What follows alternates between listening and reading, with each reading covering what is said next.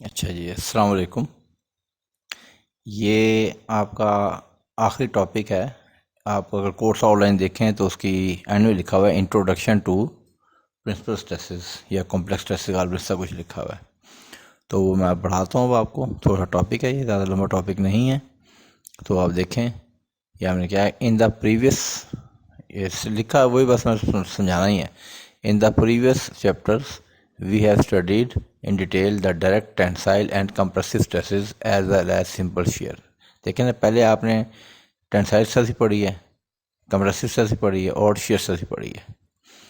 In this chapter we have always refer to the stress in a plane, यानी एक plane सतह पे हमने, जैसे हमारे सामने कंप्यूटर की प्लेन है, इसके ऊपर हमने स्ट्रेस की बात की है, which is at right angles to the line of action of the force in case of direct tensile या कंप्रेसिव स्ट्रेस। ठीक है, हमने बताया था कि टेंसाइल स्ट्रेस या कंप्रेसिव स्ट्रेस वो होती है जिसमें रेजिस्टिंग एरिया जो होता है वो अप्लाइड लोड के या इंटरनल डिस्टेंस जो होती है, इंटरनल डिस्टेंस और रेजिस्टिंग एरिया आपस में एक दूसरे के ऊपर एट राइट एंगल होते हैं या परपेंडिकुलर होते हैं। उसी की बात वो यहाँ पे कर रहा है, एट राइट एंगल्स।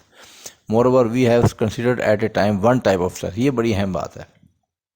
हमने एक वक्त में एक ही तरह की स्ट्रेस को डिस्कस किया। जब नॉर्मल स्ट्रेस डिस्कस करते हैं तब हमने शेयर स्ट्रेस की बात नहीं की।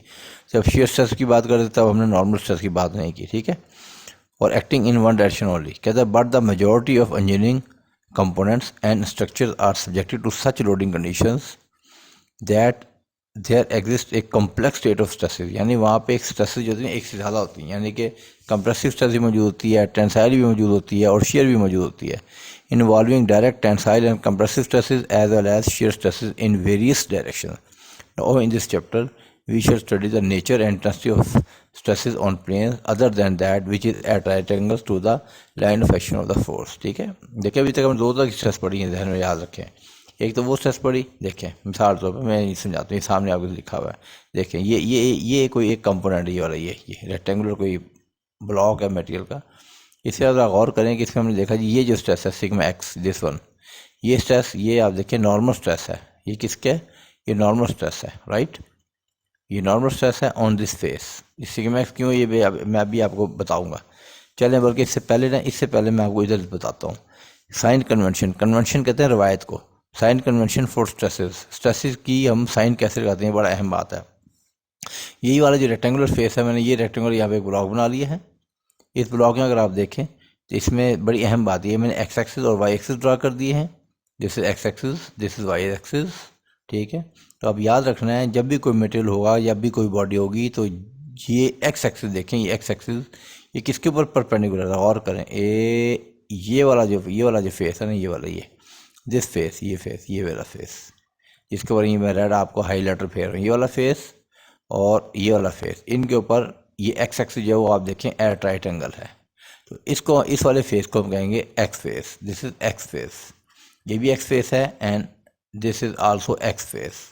हर वो फेस जो एक्स एक्सिस के ऊपर परपेंडिकुलर है, एक्स एक्सिस के ऊपर परपेंडिकुलर है, या यूं कह लें जिसके ऊपर एक्स एक्सिस परपेंडिकुलर है, at right angle at 90 degree X axis को काटता है, ये हमारा एक्स फेस है।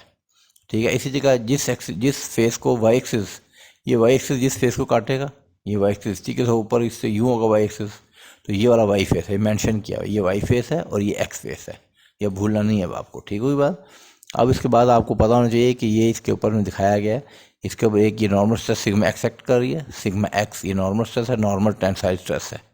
ठीक है, जरा गौर करें, ये नॉर्मल टेंसाइल स्ट्रेस किसके ऊपर एक्ट कर रही है, ये एक्स फेस पर अमल कर रही है, तो इसको हम लिख देंगे सिग्मा एक्स। ये नाम इस तरीके से रखा जाता है, सिग्मा एक्स। और ये वाली जो स्ट्रेस है, अगर इसको भी हम टेंसाइल दिखा सकते थे, जैसे ये टेंसाइल है, इसको भी टेंसाइल दिखा सकते हैं, लेकिन जान के मैंने इसको कंप्रेसिव दिखाया ताकि आपको पता लगे कंप्रेसिव स्ट्रेस भी तो हो सकती है ना। इसके वाई, ये वाला वाई फेस है, तो इसके ऊपर जो स्ट्रेस एक्ट करी है, ये एक नॉर्मल स्ट्रेस है लेकिन ये कंप्रेसिव है, तो इसको क्योंकि ये वाई फेस पर अमल कर रही है तो इसको हम कहेंगे sigma Y, sigma Y. Okay, तो याद रखें नॉर्मल स्ट्रेस जितनी भी होंगी, नॉर्मल स्ट्रेस का नाम वही रखा जाएगा जिस फेस पर वो अमल करेंगी। ये है वो लाइन जो बता रहा हूँ। ठीक है, इस लाइन को याद रखें जो सेंटेंस में बोलोगे। नॉर्मल स्ट्रेस यानी सिग्मा जिस फेस पर अमल कर रही होगी उसी फेस का नाम उसको दे दिया जाएगा। जैसे सिग्मा जो है ये एक्स फेस पर अमल कर रही है, एक्स फेस के ऊपर अमल कर रही है, उसके ऊपर परपेंडिकुलर, तो उसको हमने एक्स फेस का नाम दे दिया सिग्मा एक्स, सिग्मा एक्स। ठीक है, ओके।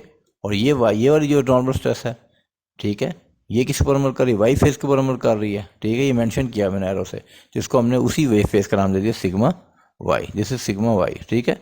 तो ये सिग्मा वाई होगी, दोनों ये सिग्मा, बहुत सारे सिग्मा, ये भी सिग्मा वाई है और ये भी सिग्मा वाई है, राइट। अब आ जाएं शियर स्ट्रेस। आपको बताया था कॉम्प्लीमेंट्री शियर स्ट्रेसेस, कॉम्प्लीमेंट्री जो शियर स्ट्रेस का चैप्टर था उसमें आपको कॉम्प्लीमेंट्री शियर स्ट्रेसेस पढ़ाई थी आपको, ठीक है। तो अगर वो चैप्टर खोल देखें वहाँ पे आपको मिल जाएगा शियर स्ट्रेस वाला चैप्टर। तो शियर स्ट्रेस के साथ ये पढ़ाई थी, आपको पता होना चाहिए कि ये जो स्ट्रेस है, ये देखिए वाली स्ट्रेस ये स्ट्रेस और ये वाली स्ट्रेस, ठीक है। ये गालबन जहाँ से मुझे याद पड़ता है, ये आपको चैप्टर नंबर 6 में पढ़ाई थी, कॉम्प्लीमेंट्री शियर स्ट्रेसेस, ठीक है। अगर आप वहाँ देखेंगे तो वहाँ पे आपको मिल जाना चाहिए कॉम्प्लीमेंट्री शियर, मेरा ख्याल है चैप्टर नंबर 6 में थी, जहाँ तक मुझे याद पड़ता है। ये प्रिंसिपल ऑफ शियर स्ट्रेस, ये मेरे टॉपिक में सामने आ गया, प्रिंसिपल ऑफ शियर स्ट्रेस में ये टॉपिक पढ़ाया था, ठीक है, प्रिंसिपल ऑफ शियर स्ट्रेस में। तो पेज नंबर 103 के ऊपर आपकी बुक में, तो वो वहाँ मैंने पढ़ाया। तो अब आप देखें ये वाली स्ट्रेस, ये देखें, ये शियर स्ट्रेस आपको पता है, जो शियर स्ट्रेस होती है वो फेस के ऊपर परपेंडिकुलर नहीं होती, बल्कि फेस के या तो टेंजेंट आती है या उसके टेंजेंट, ये टेंजेंट आ रही है, बिल्कुल ये वाला फेस है एक्स फेस, एक्स फेस के साथ ये देखें ये शियर स्ट्रेस की ये टेंजेंट आ रही है, ये एक्स फेस के साथ ये वाली शियर स्ट्रेस टेंजेंट आ रही है, ठीक है। ये वाली शियर स्ट्रेस ये और ये दोनों मिलकर इस बॉडी को, ये आप देखें ये क्लॉकवाइज घुमाने की कोशिश कर रही हैं। इनको बैलेंस करने के लिए ऑटोमेटिक दूसरी साइड से बॉडी में ऑटोमेटिक स्ट्रेसेस जनरेट होती हैं, वो भी शियर स्ट्रेस होती हैं। आप देखें ये वाली जो शियर स्ट्रेस है ये इस वाई फेस के साथ टेंजेंट बना रही है, ठीक है, और ये इसकी कपल है, ये इसका साथी है, ठीक है। ये दोनों मिलकर क्या कर रही हैं, एंटी क्लॉकवाइज दे रही हैं, ये दोनों मिलकर एंटी क्लॉकवाइज दे रही हैं, और ये वाली जो मिलकर ये क्या दे रही हैं, क्लॉकवाइज दे रही हैं। मैं थोड़ा समझाने के लिए आपको बता तो, वरना कोई ज़रूरी नहीं है, लेकिन मैं बता देता हूँ मैं आपको। जो ये वाली हैं ये और ये दोनों, ये वाली, ये इसको, ये वहाँ भी समझाया था चैप्टर नंबर 6 में, ये वाली और ये वाली, ये दोनों मिलकर इसको एंटी क्लॉकवाइज घुमा रही हैं, जबकि ये दोनों मिलकर, ये और ये मिलकर ये इसको क्लॉकवाइज घुमा रही हैं, ठीक होगी बात, राइट। ये वहाँ समझाई थी। बहरहाल यहाँ पे इस चीज़ का कोई तस्करा नहीं है, सिर्फ समझाने की बता रहा हूँ कि ये हमेशा इस तरीके से कपल में जोड़े में मौजूद होंगे, राइट। ये मैंने समझा दिया अब आपको, ठीक है। अब मैं इसको ख़त्म करता हूँ स्ट्रेस को, क्योंकि ये स्ट्रेस से हमारी ज़रूरत नहीं है। येलो कलर से ये हमने मूवमेंट दिखाया ना, इससे हमारी सिचुएशन कॉम्प्लेक्स हो जाएगी। हम असल टॉपिक पर आते हैं, जो हमारा असल टॉपिक है जिसकी मैं बात कर रहा हूँ, वो टॉपिक ये है कि ये शियर स्ट्रेस जो है ये कौन से फेस पर अमल करेगा, गौर करें। ये वाली shear stress, this one and this, ये स्ट्रेस जो है ये किस पर अमल कर रही है, एक्स फेस के ऊपर, ठीक है। अमल कर रही है एक्स के ऊपर, लेकिन इसका रुख कौन से एक्स की तरफ है, इसका एरो देखें, इसका एरो किस पे है, एरो इसका वाई की सिमत में, वाई के साथ है। अमल ये कर रही है, मौजूद है ये एक्स फेस के ऊपर, ठीक है। तो उसको और रुख है इसका वाई के ऊपर। तो जिस पर मौजूद होगी लिखेंगे टा, और जिस पर मौजूद होगी वो पहले आ जाएगा, क्योंकि ये शियर स्ट्रेस एक्स फेस पर मौजूद है, इसलिए हम कहेंगे टा एक्स। और दूसरा जो वाई आएगा इसका रुख शो करेगा, इसका वाई रुख किधर को है, इसका रुख किसके ऊपर है, वाई एक्सिस के ऊपर है। तो हम लिखेंगे टा एक्स वाई। अब टा एक्स वाई का मतलब क्या है, इसका मतलब है कि ये एक शियर स्ट्रेस है जो एक्स फेस पर मौजूद है। कहाँ पर मौजूद है, एक्स फेस पर, लेकिन इसका जो रुख है वो वाई फेस के ऊपर है। तो ये भी टा एक्स वाई है, और इधर जो दूसरा साइड है इसकी जो साथी है वो भी टा एक्स वाई है, क्योंकि ये टा एक्स वाई भी एक्स फेस पर मौजूद है, लेकिन इसका जो रुख है वो वाई का है। ये मैटर नहीं करता कि ये प्लस वाई की तरफ है या मनफी वाई की तरफ, ये कोई मसला नहीं है। बस अहम बात ये है कि इसका रुख जो है वो वाई फेस के ऊपर है, ठीक है। रुख वाई फेस पर है लेकिन मौजूद ये एक्स फेस पर है। इसी तरीके से जब इसके ऊपर आते हैं जो इसको बैलेंस कर रही है, ये वाली जो शेयर स्ट्रेस है, ये वाली शेयर स्ट्रेस, ये आप देखें ये कौन से फेस पर मौजूद है, ये वाई फेस पर मौजूद है। This is present on the Y face, ठीक है। जैसे इसकी साथी है वो ये वाई फेस की, ये वाई फेस के ऊपर मौजूद है। ये दो वाई फेस है ना, एक ये वाई फेस है, ये वाई फेस है। जैसे दो एक्स फेस थे ऐसे दो वाई फेस हैं, तो ये भी वाई फेस के ऊपर मौजूद है। तो टा वाई, लेकिन इसका रुख किधर है, इसका रुख एक्स पर है, तो सब कहें टा वाई एक्स, टा वाई एक्स, ये भी टा वाई एक्स। तो ये है साइन कन्वेंशन। कन्वेंशन कहते हैं रवायत को, फोर्स स्ट्रेस। तो ये एग्जाम में अक्सर पूछ लेते हैं, तो आपने ऐसे ही बता देना, राइट। अच्छा जी, अब इसके मुताबिक यहाँ पे बनाया गया है। अब ये देखें ये वाला कोई बॉडी है, उसके ऊपर ये सिग्मा एक्स है, ये सिग्मा एक्स है, ये सिग्मा वाई है, सिग्मा वाई। यहाँ उसने दोनों टेंसाइल दिखा दें, वो मैटर नहीं करता। असल बात उनके नाम मैटर करते हैं, नाम आपको रखने अब आ गए हैं, ठीक है। और ये देखें यह टा एक्स वाई है, ये टा एक्स वाई। यहाँ पे उसने टा वाई एक्स नहीं दिए हुए, आप शो करना चाहें कर सकते हैं, कर दें, करनी चाहिए, क्योंकि ये अकेली अमल कभी भी नहीं करेंगी, ये हमेशा पेयर्स में होती हैं। तो आप यहाँ पे मेंशन कर दें, बेशक कोई मसला नहीं है, नॉट ए प्रॉब्लम, आपको मेंशन करना चाहिए, ठीक है।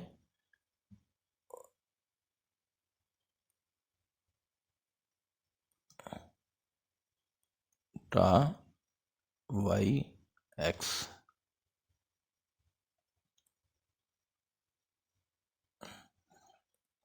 टा वाई एक्स। ठीक है जी। तो जनाब ये सिचुएशन है, यहाँ पर हम गौर करेंगे आपको पता लग जाए खुद ही। तो जनाब अब ये देखें, ज़रा गौर करें, ये इंतहाई कॉम्प्लेक्स सिचुएशन है। ये वाला फेस है, इसके ऊपर सिग्मा एक्स अमल कर रही है और ये टा एक्स वाई अमल कर रही है।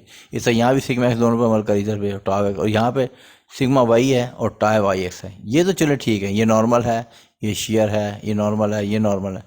जरा मटेरियल के अंदर चलते हैं, जब मटेरियल के अंदर जाके देखें ना, हम ये बताएं, अगर गौर करें मटेरियल अंदर अगर आप आए तो ये वाला जो फेस है ना, ये वाला जिसको डॉटेड, इसके ऊपर तो नॉर्मल स्ट्रेस सेट कर रही है वाली, और ये वाला जो सी बी जो फेस है इसके ऊपर शेयर स्ट्रेस सेट कर रही हैं, या इसके ऊपर सिग्मा वाई अमल कर रहा है। ठीक है, ठीक है, क्योंकि सी बी के ऊपर गौर करें, सी बी के ऊपर क्या हो रहा है, टा वाई एक्स मौजूद है और ये सिग्मा वाई मौजूद है, और ये वाला जो फेस है ये डॉटेड जो वर्टिकल शो किया हुआ है इसके ऊपर अगर आप गौर करें, इसके ऊपर सिग्मा एक्स मौजूद है और टा एक्स वाई मौजूद है।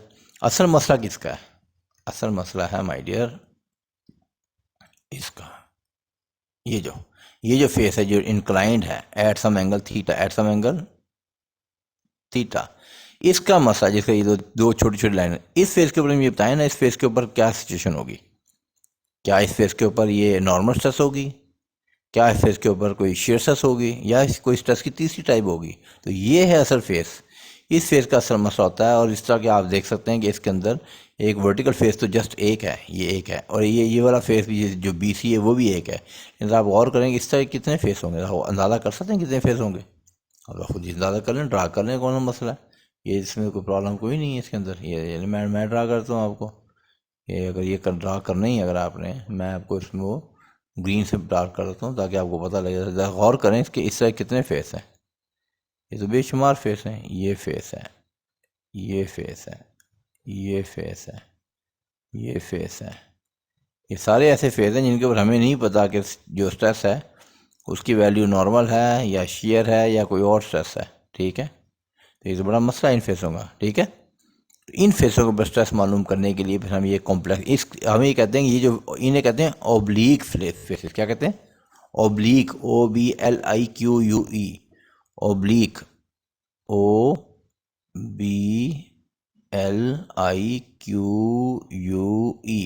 ओब्लीक सेक्शन, सेक्शन है ना, वैसे काट रहे हैं ना इसको, ओब्लीक सेक्शन। तो हमने ऑब्लिक सेक्शंस के ऊपर हमने इसको मालूम करते हैं। अब होता क्या है, इस हर ऑब्लिक सेक्शन के ऊपर ना एक ऐसी स्ट्रेस में, हर ऑब्लिक सेक्शन के ऊपर एक ऐसी स्ट्रेस मौजूद होती है जो ना तो नॉर्मल होती है और ना वो शेयर होती है। ठीक हो मेरी बात याद ना वो नॉर्मल स्ट्रेस होती है ना वो शेयर होती है। ठीक है, तो फिर हम करते क्या हैं, हम उसको रिजॉल्व करते हैं। जैसे आपने देखा होगा मैट्रिक में, डिप्लोमा में भी या एफएससी में, आप rectangular components of A vector बनाया करते हैं। एक उसका एक्स कंपोनेंट आ जाता था, एक वाई आ जाता था। इसी तरीके से यहाँ पर जो ऑब्लिक सेक्शन होते हैं इनके ऊपर जो स्ट्रेस मौजूद होती है उसको जब हम उसके कंपोनेंट्स में डिवाइड करते हैं ना, तो जब रिजॉल्व करते हैं तो उसका एक कंपोनेंट जो आया था ना वो उस फेस के ऊपर एट 90 डिग्री आ जाता है, जो कि उस फेस के ऊपर नॉर्मल होता है, और एक जो होता है उसके ऊपर टेंजेंट होता है जो शेयर होता है। ये बात समझ आ गई? यानी हर ऑब्लिक सेक्शन के ऊपर जो स्ट्रेस होती है ना, हर ऑब्लिक सेक्शन के ऊपर जो भी स्ट्रेस होगी वो स्ट्रेस जो होगी ना तो प्योरली नॉर्मल होगी ना ही प्योरली शेयर होगी, बल्कि दोनों का मिक्सचर होगी, दोनों का। ठीक है, तो अब उसको सिंप्लीफाई करने के लिए हम उसके कंपोनेंट बनाते हैं। जो कंपोनेंट बनते हैं, कंपोनेंट्स को दो बनते हैं, एक नॉर्मल कंपोनेंट बनता है और एक उसका शेयर कंपोनेंट बन जाता है। ओके, इसका मतलब है कि हर ऑब्लिक सेक्शन के ऊपर याद रखना, हर ऑब्लिक सेक्शन, ये ऑब्लिक सेक्शन वो सेक्शन है जो ना तो परपेंडिकुलर है, यानी ना ये, जैसे मैं अभी यहाँ साफ करता हूँ इसको थोड़ा समझाने के लिए, इसके अंदर इसको अंदर साफ करते हैं, ये इसको अंदर साफ करते हैं, वायर वाले की जरूरत नहीं है हमें। ठीक है,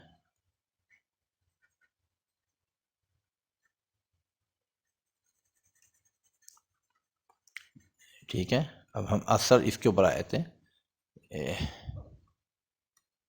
हम इसकी बात कर लेते हैं। ये वाला ऑब्लिक सेक्शन ए बी है। ऑब्लिक सेक्शन ए बी के ऊपर जो स्ट्रेस होगी ना तो प्योरली नॉर्मल होगी ना ही प्योरली शेयर होगी, बल्कि दोनों का मिक्सचर होगी। तो जब हम उसको रिजॉल्व करेंगे, इसके ऊपर स्ट्रेस को, तो उसके जो कंपोनेंट होंगे ना वो दो कंपोनेंट आ जाएंगे। एक कंपोनेंट इसके ऊपर, एक कंपोनेंट इसके ऊपर, ऐसे करके इस बी सी के ऊपर एक इसके ऊपर बनाएगा परपेंडिकुलर, उसे हम कहेंगे सिग्मा थीटा इसके ऊपर, और एक इसके ऊपर बनाएगा टेंजेंट जिसको हम कहेंगे टा थीटा। इसका मतलब ये हुआ कि हर ओब्लिक सेक्शन के ऊपर नॉर्मल स्ट्रेस भी मौजूद होती है और शियर स्ट्रेस भी मौजूद होती है, और दोनों का जो रिजल्टेंट आता है, दोनों का रिजल्टेंट वो एक ऐसी स्ट्रेस होती है जो ना तो इसके ऊपर एट 90 डिग्री तो ना इसके ऊपर टेंजेंट होती है। वो क्या होता है, वो इस तरह बीच में होती है, इनके बीच में, वो यहाँ पर ऐसे होती है,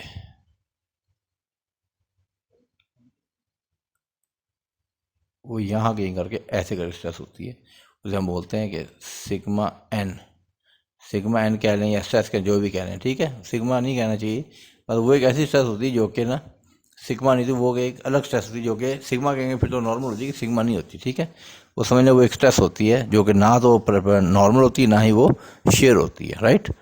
तो ये रिजल्टेंट स्ट्रेस होती है, सिग्मा आर कह लें जो भी कहना चाहिए, स्ट्रेस एस आर कह लें, जो भी आप कह लें, जिसका नाम जो भी देना चाहें दे दें, right.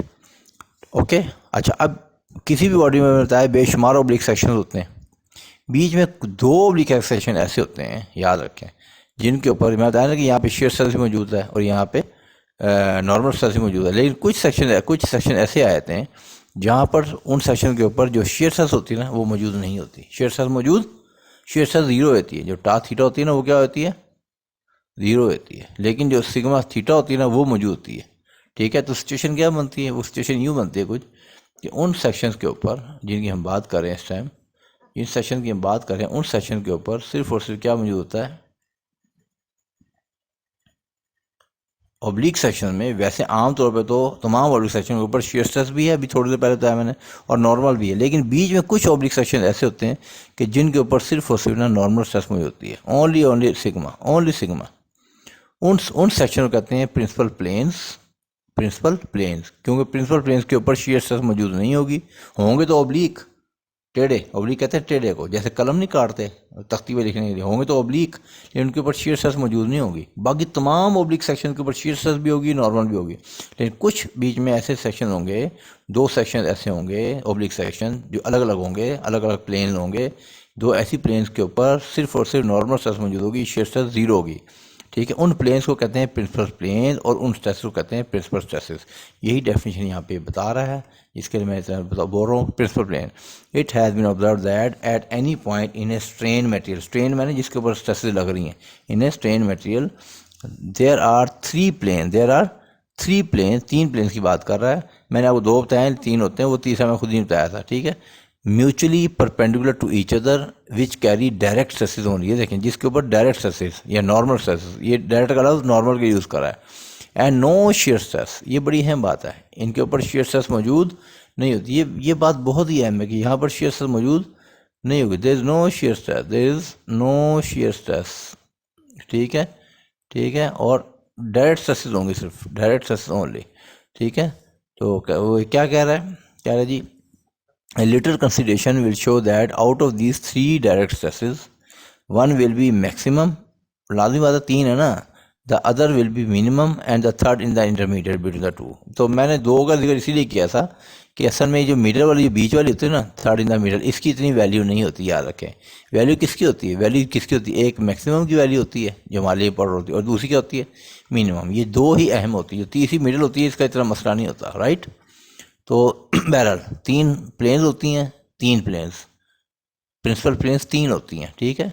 These particular planes which have no shear stress, these are known as principal planes. तो याद रखें, ऑब्लिक मटेरियल के अंदर, कोई भी स्ट्रेन मटेरियल हो, उसके अंदर कुछ प्लेन्स ऐसी होती हैं या सेक्शन ऐसे होती हैं जिनके ऊपर शेयर स्ट्रेस मौजूद नहीं होती, सिर्फ और सिर्फ नॉर्मल स्ट्रेस होती हैं, डेट स्ट्रेस ओनली है, नो शेयर स्ट्रेस जीरो होती है। उन प्लेन्स को कहते हैं प्रिंसिपल प्लेन्स। ये तीन होते हैं, तीन, लेकिन इंपॉर्टेंट इनमें से दो ही होते हैं, तीन होते हैं, एक पे लाजमी बात है, तीनों के ऊपर मुख्तलिफ वैल्यू होगी। इन तीनों प्लेन्स के ऊपर सिर्फ और सिर्फ नॉर्मल स्ट्रेस मौजूद होगी, शेयर स्ट्रेस नहीं होगी। एक के ऊपर जो नॉर्मल स्ट्रेस होगी वो मैक्सिमम होगी, जिसमें हमारा इंटरेस्ट होता है, एक के ऊपर मिनिमम होगी, इसमें भी हमारा इंटरेस्ट होता है, और तीसरा जो होगा उन दोनों के दरमियान होगा, जिस पर स्ट्रेस की वैल्यू, नॉर्मल स्ट्रेस की वैल्यू इन दोनों के दरमियान में होगी, राइट। तो इन्हें कहते हैं प्रिंसिपल प्लेन। तो याद रखिए, principal planes in any strain, कोई पूछ रहे what is the principal plane, तो कहते हैं इन एनी स्ट्रेन मैंने ऐसा मटेरियल जिसके ऊपर लोड लग रहे हैं और उसमें स्ट्रेन पैदा हो रही है, स्ट्रेसेस लगी और स्ट्रेन पैदा हो रही हो। In any strain material, in any loaded material, in any loaded body, there are some planes, there are three planes on which there is no shear stress and only normal stress, yes, direct stress exists. These three planes are called principal planes. Out of these three principal planes on which there is no shear stress and only normal stress acts are called principal planes. And among these principal planes, we are interested. These are three in number. In which these are three in number, and on these principal planes, the dead stress which are present is called principal stress. Is called principal stress. Is called principal stress. Right? On one principal plane, the value of principal stress is maximum, and on another principal plane, the value of principal stress is minimum, and on the third principal plane, it is intermediate between the maximum and the minimum. तो ये तो principal plane की definition होगी। आगे principal stress की definition मैं यहाँ भी बता चुका हूँ, दोबारा बताता हूँ। The magnitude of direct stress या नॉर्मल स्ट्रेस कहना चाहिए, बेहतर है। The magnitude of normal stress across मैंने on a principal plane is known as principal stress.